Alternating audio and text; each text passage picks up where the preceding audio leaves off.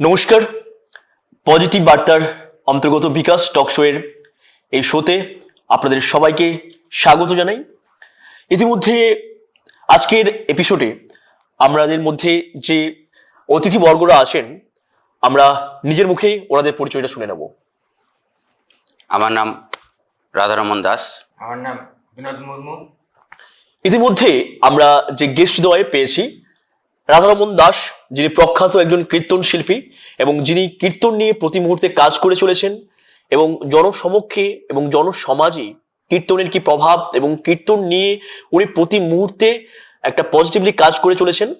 এবং আরেকজন যিনি রয়েছেন, উনি একজন কীর্তন অনুরাগী।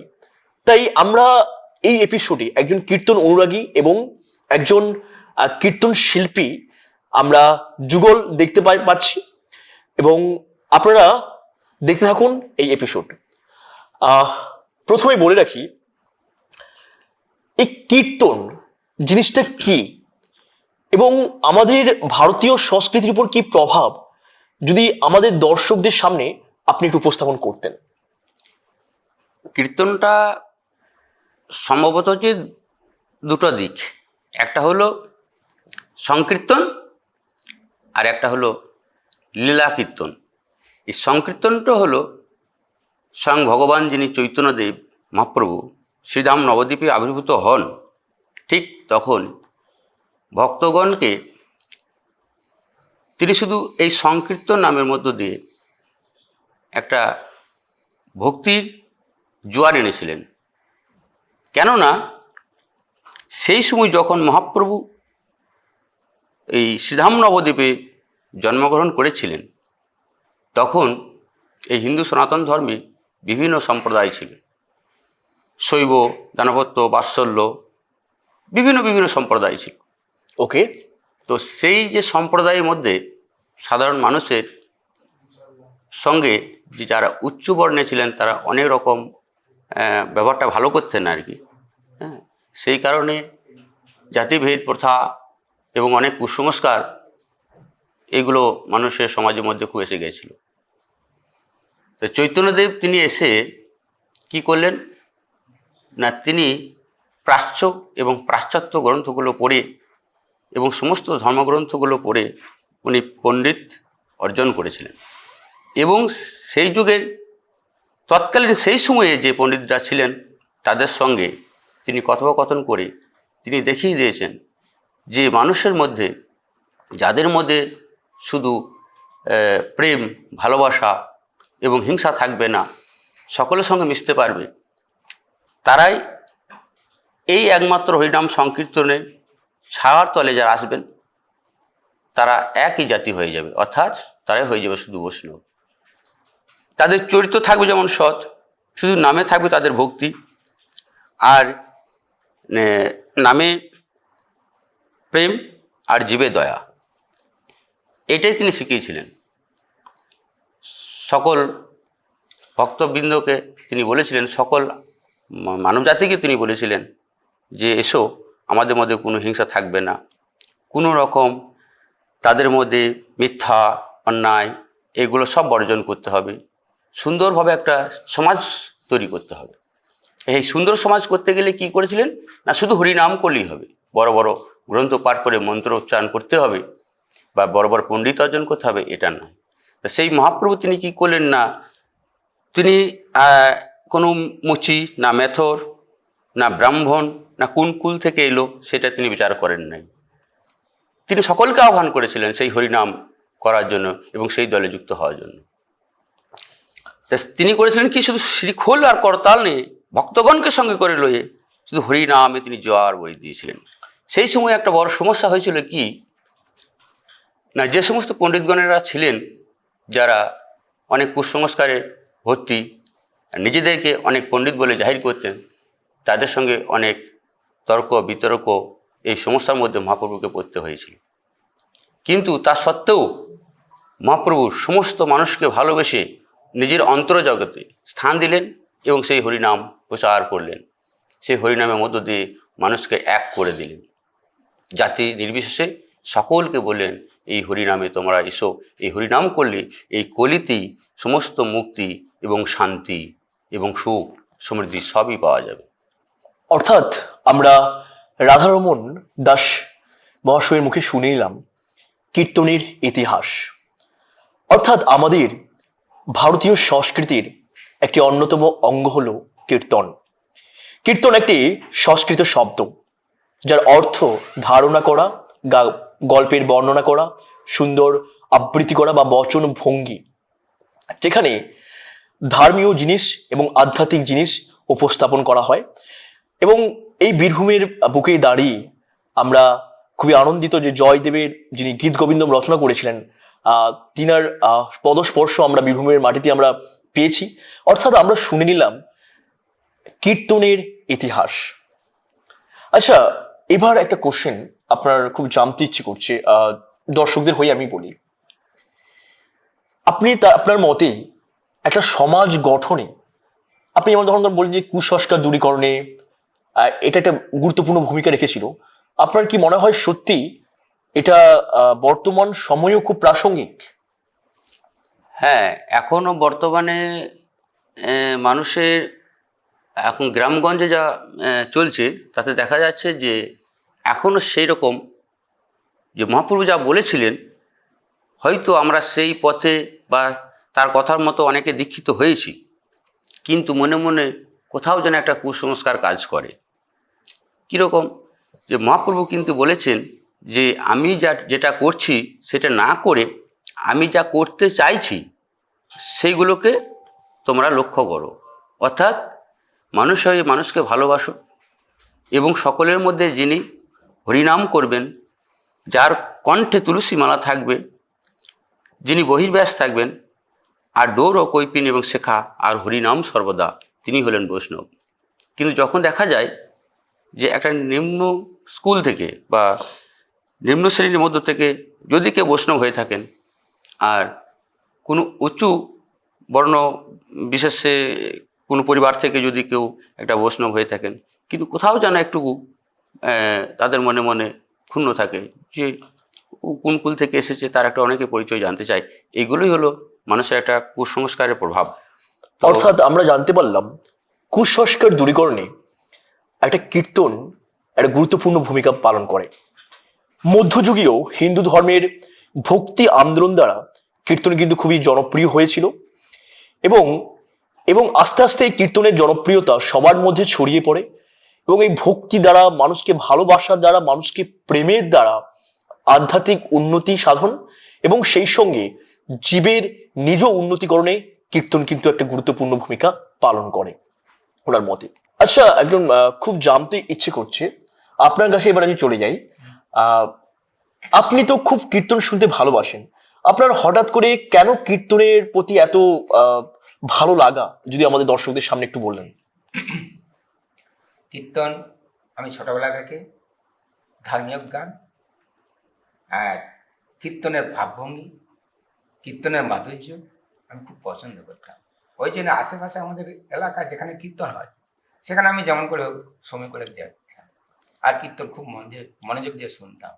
আচ্ছা, অর্থাৎ এনার মতে কীর্তনের যে মাধুর্য, কীর্তনের যে ভক্তিধারা এবং আত্মশুদ্ধিকরণ এবং কীর্তনের যে রস, এনার টানে ইনি যেখানে কীর্তন হয়ে যায় উনি চলে যান এবং ওনার ছায়ার সঙ্গী বলা চলে এনাকে। তাই আমরা চাই এনার মতো মানুষ আরো বেশি বেশি সংখ্যক ছড়িয়ে পড়ুক, সেজন্য ইনি একটা জ্বলন্ত উদাহরণ হয়ে থাক। এবার একটা কোশ্চেন জানতে ইচ্ছে করছে, আপনার তো এত প্রফেশন ছিল, তো আপনি কেন এই কীর্তনের প্রতি এত আকৃষ্ট হলেন, যদি আমাদের দর্শকদের সামনে আপনি বলেন। আমার এটা বলতে পারেন একবারে অন্তর্জগৎ থেকেই আসা। আমি খুব ছোট্টবেলা থেকে যেখানে অন্যান্য ছেলেরা খেলা করতো তাদের সঙ্গে আমি খেলা খেলতে না গিয়েও দেখতাম যে কোথায় একটু ধর্ম কথা আলোচনা হচ্ছে, শাস্ত্রের কথা আলোচনা হচ্ছে, সেটাকে আমাকে ভালো লাগতো। সেটা হয়তো ভালো লাগার, এমনভাবে ভালো লাগতে লাগতে যখনই সময় পেতাম তখনই বিভিন্ন আশ্রম বা এমনকি নবদ্বীপ, মায়াপুর, গৌড়ীয়, আউল বাউল, দরবেশ, সাঁই সমস্ত সম্প্রদায়ের কাছে গিয়েছি এবং তাদের কাছ থেকে, সেই সাধুগুরু বৈষ্ণবদের কাছ থেকে তাদের সুন্দর সুন্দর বক্তব্যগুলো শুনতাম। এটা ভালো লাগতো। এই ভালো লাগতে লাগতে একদিন এই কীর্তন গান মনের মধ্যে উদয় হলো। যে কীর্তন গানটা করলে কেমন হয়, এটা তো ভক্তিমূলক গান আচ্ছা। এবং রসপুষ্টিকর গান। তো এখন ঘটনা হচ্ছে যে এই কীর্তন গানটা, আমার একটা কথা বলতে খুব মনে হচ্ছে বা বলাটা দরকার, সেটা হলো যে এর আগে যখন এটা হলো সংকীর্তন এবং পরবর্তীকালে সেই সংকীর্তনের মধ্য দিয়ে যখন এই লীলা কীর্তনটা এলো, অর্থাৎ মহাজনদের যে পদগুলো নিয়ে যে সুন্দরভাবে একটা পরিবেশনা করা হচ্ছে, তো সেইগুলোতে এখন মানুষ অনেকে ভালো লাগার জন্য হয়তো বিভিন্ন সেগুলো মহাজনেরই গান, সেই গানগুলো একটু ভরে তাতে একটু ক্লাসিক্যাল বা আরও একটু মাধুর্যপূর্ণ সুর টুর দিয়ে ভালো লাগার চেষ্টা করছে। এটা ভালো, এটা মানুষ নিতে পারছে ভালো। এখন যে এই কম বয়সী ছেলেমেয়েরা সেই গানের প্রতি একটা ভালো অনুরাগ চলে আসছে তাদের শোনা বোঝার।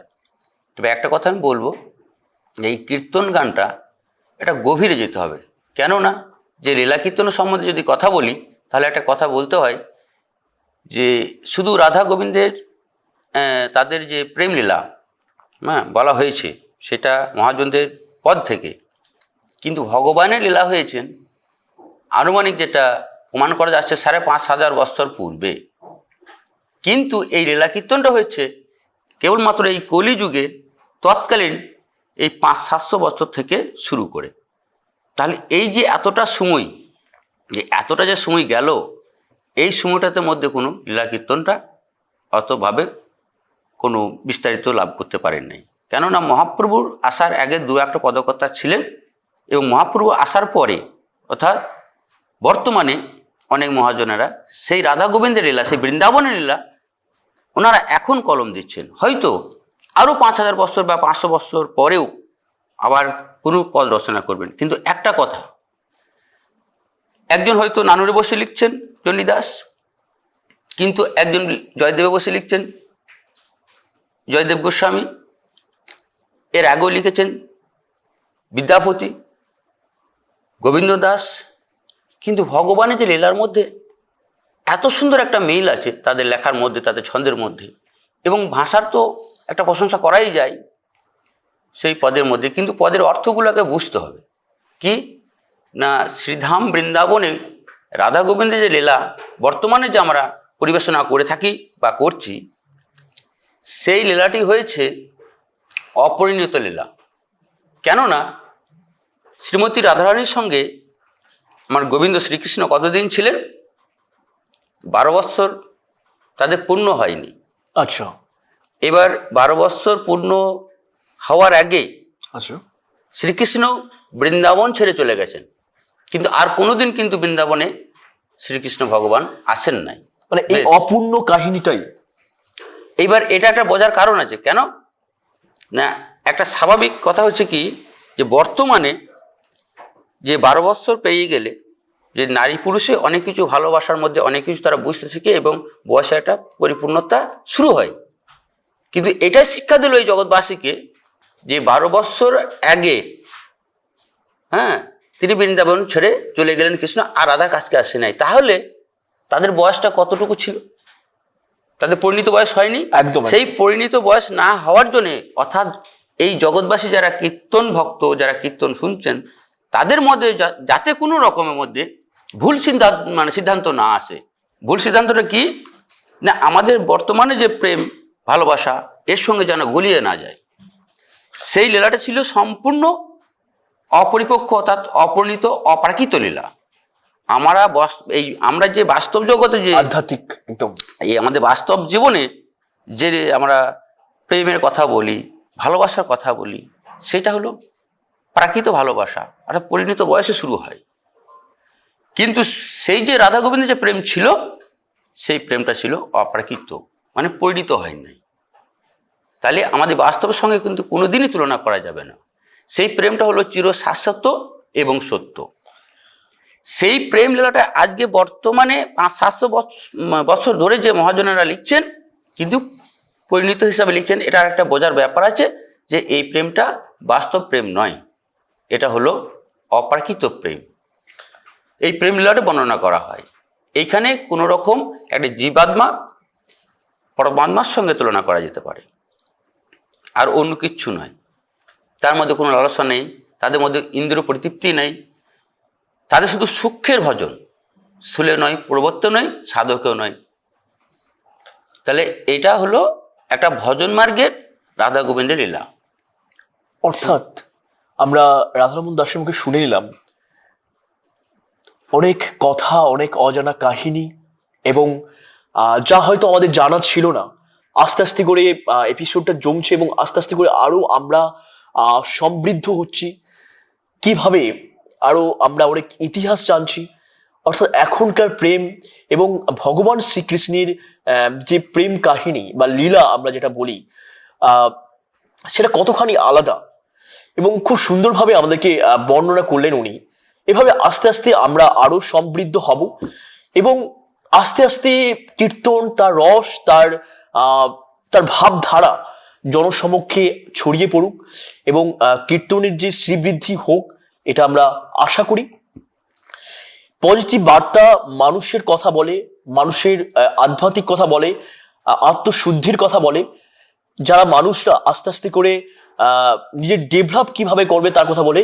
তাই আমাদের প্রধান ঐতিহ্য যে কীর্তন, ভারতীয় সংস্কৃতির একটা গর্বের জিনিস, সেটা আমাদের মধ্যে রয়েছে, আরো বেশি বেশি করে বিস্তার লাভ করুক। তাই এই ধরনের মানুষকে আমরা বেশি বেশি করে প্ল্যাটফর্মে স্বাগত জানাই, যেনারা আমাদের ভারতীয় এই সংস্কৃতিকে বাঁচিয়ে রেখেছেন এবং মানুষের মধ্যে আস্তে আস্তে ওনারা ছড়িয়ে দিচ্ছেন। আচ্ছা, একটা কোশ্চেন, আপনি তো কীর্তন নিয়ে বিভিন্ন ধরনের এক্সপেরিমেন্ট করে চলেছেন এবং আপনার অনেক অভিজ্ঞতাও রয়েছে।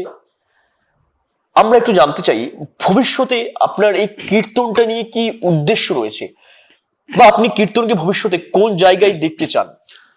আমি একটা কথা বলবো, যে যারা এখন যারা কীর্তন করছেন বা পরিবেশনা করছেন বা যারা শুনছেন, যে আদি যে কীর্তনটা শুরু হয়েছিল সেইটা বজায় রাখা, এটা সাংস্কৃতিক হিসাবে হোক বা আমাদের বাংলার, আমাদের ভারতবর্ষের সম্পদ হিসেবে হোক, তার সঙ্গে বর্তমানে যে কীর্তনে যে অনেকটা পরিবর্তন ঘটেছে এবং ভালো লাগা ব্যাপারটাও এসেছে। আমি বলবো যে এই যারা পড়াশোনা করে যে ছেলেমেয়েরা, তাদের অনেকে মনে করেন তারা যে আমাদের এখন বয়স হয়নি কীর্তন শোনার, এটা ভাবার কোনো কারণই নেই। যে কোনো জিনিস মানুষের জানা খুবই দরকার, সব বিষয়গুলো গভীর তত্ত্ব সেখানে আস্বাদন করতে হবে, বুঝতে হবে। তাই মহাজনদের পদকতার পদগুলো আমি চাইবো যে তারা একটু পড়ুক, তারা তার রস আস্বাদন করুক, তারা দেখুক, তারা ভাবুক এবং এই কীর্তনটাকে একটা সুন্দর জায়গাতে নিয়ে যাক। কীর্তনটা কীর্তনের মতো যেন থাকে, সেই সম্মানটুকু যেন পাই। তাহলে মনে করবো আমরা ভগবান, আমার চৈতন্যদেব এবং মহাপ্রভুকে আমরা সম্মান রাখার চেষ্টা করছি।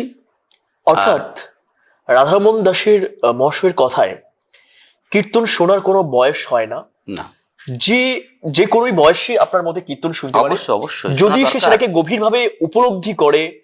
উপলব্ধি থেকে তো বড় কিছু হয় না। আর মানুষ যদি এটাকে উপলব্ধি করে এবং তার রসটা আস্বাদন করে, সে যে কোনোই বয়সী হোক, আস্তে আস্তে কিন্তু কীর্তনের যে সুগন্ধ, সৌরভ, সেটা কিন্তু আস্তে আস্তে তার মধ্যে বিকশিত হবে। এটাই তো অবশ্যই এটাই আমরা আশা করব। তাই পজিটিভ বার্তা সেই সমাজের সেই সৌরভটাকে ছড়িয়ে দেয়, সেই সুগন্ধটাকে ছড়িয়ে দেয়, যেটার হাত ধরে যুব সমাজ এবং মানুষ আস্তে আস্তে করে কীর্তনের প্রতি আকৃষ্ট হোক এবং কীর্তন একটা ভারতীয় সংস্কৃতির অঙ্গ হয়ে উঠুক। আচ্ছা, আপনার কাছে চলে যাই। এই যে আপনি কীর্তন শোনেন, আপনার ভেতরে কিরকম মানে আত্মোপলব্ধি হয়, যদি একটু দর্শকদের সামনে একটু বলতেন। কীর্তন যখনই শুনবো তখন ধর্মমূলক গান, একদম। সুরটা খুব সুন্দর লাগে। আর একটা ছন্দ, খুব সুন্দর ছন্দ বলে, খুব সুন্দর এমন এমন শ্লোক বলে, সেটা সম্পূর্ণ বোঝা যায়, মানে যেমন সংস্কৃত ভাষায় বলে, কিন্তু আবার বাংলাতে অনুবাদ করে বলে দেয়। হ্যাঁ, ওই জন্যে। আর ধর্মমূলক গান, আমি ছোটবেলা থেকে ধর্মমূলকটা খুব পছন্দ করতাম। একদম। হ্যাঁ, ওই জন্য এই ধর্মমূলক গানটা, ওই গানের জন্য আমি আকৃষ্ট হয়। আর যেখানে কীর্তন হয়, আমি মোটামুটি কীর্তন শুনতে যাই। অর্থাৎ আমরা একজন ভক্তের মুখে শুনে নিলাম বা একজন কীর্তন প্রেমিকের মুখে শুনে নিলাম যে কীর্তন শোনার পর ওনার অনুভূতিটা কেমন হয়। অর্থাৎ একটা কথা আমরা ক্লিয়ার হয়ে গেলাম, এটা একটা ভিতরে পবিত্র অনুভূতি সৃষ্টি করে এবং যেটা আমাদের আত্মশুদ্ধিতে খুবই কাজে লাগে। অনেক তো কথা হয়েছে, একটা রিকোয়েস্ট রয়েছে আপনার কাছে আমাদের দর্শকদের পক্ষ থেকে, বলুন। যদি আমাদের দু লাইন একটু কীর্তন শোনাতেন তো আমরা খুব আনন্দিত হতাম। শুধু এই যেহেতু আমাদের কোনো যেটা কীর্তন করতে গেলে যেটা দরকার সেটা তো এখন নাই, যদিও তাহলে ঠিক আছে। মহাপ্রভু শ্রী খোল এবং করতাল এই দুটি অবশ্যই দরকারই থাকে। হ্যাঁ, যাই হোক, খালি গলায় আমরা একটু তবে শুনতে চাই। একটা পদের উপরে আমি স্বাভাবিক কথা বলে সেটা আমি শোনাতে চেষ্টা করছি, দেখা যায়। যেমন ধরুন, এই লীলা কীর্তনের মধ্যে অনেক বিষয়বস্তু আছে, মানে এক একটা ঘটনাকে তুলে ধরে এক একটা নাম দেওয়া হয়েছে, বিভিন্ন রকম পালা বলা হয় যেগুলোকে, যেটা তার মধ্যে আমি একটা ভগবানের যে লীলা সেটা হচ্ছে, যেমন ধরুন ওই মানেরই কথা বলবো, কলহান্তরিতা মান, তারই একটা পদ আমি বলে শোনাচ্ছি। হ্যাঁ, শোনান আমার দর্শকদের জন্য। তো এই যে রাধা গোবিন্দের যে প্রেম, এই প্রেমটা আগেই বলেছি যে এটা প্রাকৃত নয়, অপ্রাকৃত। তাই মহাজনেরা যে কোনো জায়গা থেকে বসে সেই প্রেমটাকে রস আস্বাদন করেছে। রাধা যে আরাধ্য শক্তি, রাধা এক ভক্ত, রাধা হলেন যিনি রক্ষা করতে পারেন, যা রাধারা আছে তিনি হলেন রাধা। এবার ভগবান আর শ্রীকৃষ্ণের যে তাদের মধ্যে যে লীলাটা লেখা হয়েছে বা বর্ণনা করা হয়েছে, এগুলো খুব গভীর তত্ত্ব। এগুলো একমাত্র ভজন সাধনের ব্যাপার। ভজন সাধনা ছাড়া এবং সাধুগুরু বৈষ্ণবের কৃপাতেই এগুলোকে এবং গ্রন্থ পড়ে সেগুলো রস আস্বাদন করতে হয়। যাই হোক, সেই কলহান্তরিতা মানের ওপরে আমি একটা ছোট পদ একটা বলছি। যখন কলহান্তরিতা কথাটা হলো যে কলহ অন্তর, অর্থাৎ একটা কলহ হয়েছে ভেতরে, তো তারপরে সেটা যে বিরহ, সেই কলহান্তরিতা। আমরা এই পদ শুনে নেওয়ার আগে আমরা একটু শুনে নিচ্ছি যে পদের পূর্ব কাহিনীটা, যাতে আপনাদের শুনতে এবং বুঝতে সুবিধা হয়। এবার আপনি সরাসরি যদি আমাদের গানে চলে যান বা পদে চলে এবার যান। এটা হচ্ছে কি, বাস্তবের সঙ্গে একটা কথা বলা হয়, যে বাস্তবের সঙ্গে একটু যেমন মিল থাকে সেরকমভাবেই এই ঘটনাগুলো একটু বলা হয়েছে। গোবিন্দ আমার শ্রী রাধার কুঞ্জে যাব বলে সেই দিনে আর যান নাই, তো সেদিনে চলে গেছেন চন্দ্রাবলী বলে এক নায়িকা ছিল, তার কুঞ্জে। সে এক ভক্ত। এর জন্য রাধারানীর যে বিরহ, শ্রীকৃষ্ণ ভগবান তাকে যে আসবো বলেছে তিনি এলেন না, যে ভগবান এলে যে ভগবানের প্রতি কিভাবে তারপর প্রতি যে আচরণ করতে হয় শ্রীমতী রাধারানী, তা সেইটা একমাত্র রাধাই জানে। যেহেতু রাধার সঙ্গে অন্যান্য সখীরা ছিলেন, যেমন ললিতা, বিশাখা, ইন্দ্ররেখা, অনেক অনেক সখী ছিলেন, কিন্তু তারা কি ভাবতেন যে এনাদের মধ্যে যদি একটু কলহ সৃষ্টি করি তাহলে পরে ওনাদের মধ্যে আবার মিলন হলে সেই মিলনটা আমরা চোখের সামনে দেখতে পাবো, সেটা হচ্ছে আমাদের আনন্দ। তাই ওনারাও একটু একটু করে তাদের মধ্যে কলহ করিয়ে দিতেন, আবার মিলন করিয়ে দিতেন। এখন যে রাধারানী হলেন সে সমর্থারতী নায়িকা। দেন এইবার এ সময় তো কথা বলতে গেলে তো অনেকটা সময় লেগে যাবে। যে নায়িকা হচ্ছে তিন প্রকার: সমর্থা, সমঞ্জস্যা, সাধারণী। সমর্থাটা কি না, শুধু সে চাই কৃষ্ণের সুখ, নিজের জন্য কোনো সুখ চাই না। কৃষ্ণের সুখে সুখী, কৃষ্ণের দুঃখে দুঃখী, আর কৃষ্ণের আনন্দে তার আনন্দ। যদি দু লাইন কিছু শোনানো যায়। হ্যাঁ, এইবার এই কথাটা একটু বলি, তারপরে ওই জায়গাতে যাব। তো এখন যখন যেহেতু চন্দ্রাবলী কুঞ্জে গিয়েছিল, তখন চন্দ্রাবলী দেখছে, তাই তো তাহলে রাধা কৃষ্ণের মধ্যে একটু যদি কলহ ঘটিয়ে দিই তাহলে আবার মিলনটা হবে পরে। এখানে না, বিরহ ছাড়া মিলনের রসপুষ্টি হয় না। একটু বিরহ হলেই যতটা বিরহ হয় ঠিক ততটাই রসপুষ্টি হয় মিলনের। এই কারণে জন্যে তার কিছু চিহ্ন করে দিয়েছিলেন যে হ্যাঁ, তার কুঞ্জে গিয়েছিল। তো ভগবান তো তো নিজে কথা দিচ্ছেন রাধার কুঞ্জে আসবেন, এসেছেন কখন না প্রভাতের সময়, তখন আর নিশি নাই। তো রাধারানী আমার গোবিন্দকে দর্শন করে মান করে বসলেন। নারী জাতিরই এমনিতেই একটা ধর্ম আছে একটু মান করা, তাই গোবিন্দ খুব সাধলেন, যত সাধছেন রাধারানী তত মানটা বেড়ে যাচ্ছে। তো অনেক বোঝাইলেন, তারপরে গোবিন্দ জানলেন বুঝলো না, তখন কী করবো। উনি যখন আস্তে আস্তে চলে গেলেন তখন এটাই হলো একটা বিরহ। কেন না কতক্ষণ তার মান অভিমান ছিলেন না, গোবিন্দ রাধার কুঞ্জে রাধার কুঞ্জে যতক্ষণ ছিলেন অর্থাৎ যতক্ষণ রাধার কাছে ছিলেন ততক্ষণ তার মান ছিল। যখনই গোবিন্দ সেই তার সঙ্গ ছেড়ে চলে গেলেন তখন কিন্তু রাধারানী সেই বিরহ দশা হয়ে গেল, মানে সঙ্গে সঙ্গে সেই গোবিন্দের পাছু পাছু তার মান সব চলে গেল। অর্থাৎ তখন রাধাকৃষ্ণের মধ্যে তখন কি হলো, রাধারানী আমার সেই বিরহে সখীদের বলেছি, ওরে ললিতা ওরে বেশাখা, বলে কি বলিব মনের কথা, যে আমি কত সাধ করে আজ গোবিন্দকে সেবা পুজো দেব বলে বনে বনে গিয়ে ফুল তুলে আনলাম, আমার গোবিন্দকে শয়ন দেব বলে শয্যা রচনা করলাম সেই ফুল দিয়ে, হ্যাঁ মালা গাঁথলাম তার গলাতে পরাবো বলে, কিন্তু আমার আর হলো না। গোবিন্দ আমার কাছে এলো, কিন্তু আমার এতটাই মান এতটাই অভিমান বেড়ে গেছিল যেটা আর আমি আমাকে ঠিক রাখতে পারি নাই। কিন্তু আমার মান গুরু গৈরব আর তো কিছুই নাই, গোবিন্দ যখন চলে গেল তার পাছু পাছু সব চলে গেল। এখন কি আমার কেমন দশা হয়েছে জানিস সখী? আজ ললিতাকে বলছে রাধারানী, কি বলছেন বলিয়া ধল প্রেম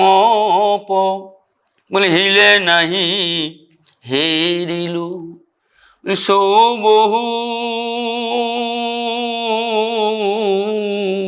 সৌবহু বলভ কান, সৌবহু বলভ কান। আধ হলো, আজ মহাজন লিখেছেন আধ হলো প্রেম পহিলে নাহি হেরিলু সৌবহু বল্লভ কান, মানে আধ হলো শব্দের অর্থ অন্ধকার। তাহলে কি প্রেম অন্ধ? তা কখনো নাই। তাহলে কবিরাজ গোস্বামী চৈতন্য চরিতামৃতে কলম দিলেন, বললেন কামিয়ার প্রেম বহুতি অন্তর, কাম কেবল সম্ভোগ মাত্র,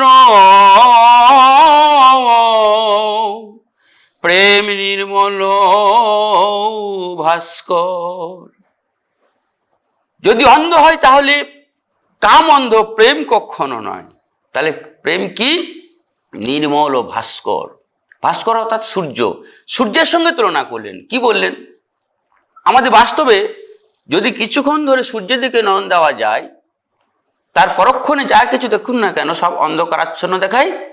তাই বলে তো সূর্যটা অন্ধকার নয়। তাহলে ওই সূর্যের প্রখর জ্যোতিতে আমাদের নয়নকে আধুটি করে দেয়। তাই বলি ওরে ললিতারি সেই পূর্ব রাগের দিনে আমি যখন ওই গোবিন্দ প্রেমে নয়নে দিয়েছিলাম, তখনই আমার কি হয়েছিল জানিস না? প্রেমে অন্ধ করে দিয়েছিল। আমায় ফিরে চাইতে দিল না রে, প্রেমে অন্ধ করে দিয়েছিল। বলি ললিতারে, বলি আদর সাদেবী বাদ কইন তাহার শনি, বলি অহর্নিশি জল তো পরাণী রে, বলি সখী রে, বলি প্রাণী আমার, বলি জলি ও গেল গেল রে,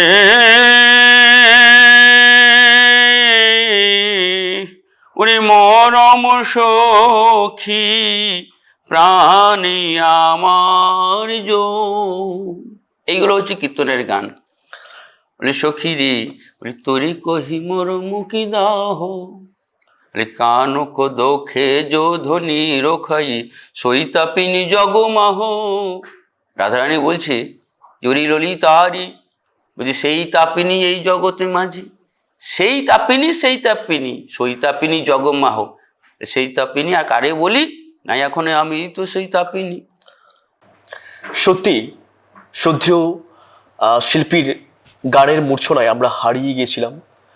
সত্যি এই পদগানগুলির মাধ্যমে আমরা আরও বেশি বেশি করে আত্মোপলব্ধি এবং আত্মজ্ঞান আমরা পাব, এবং সত্যি প্রেম যে কত পবিত্র তা এই গানগুলোর মাধ্যমে আমরা উপলব্ধি করতে পারি।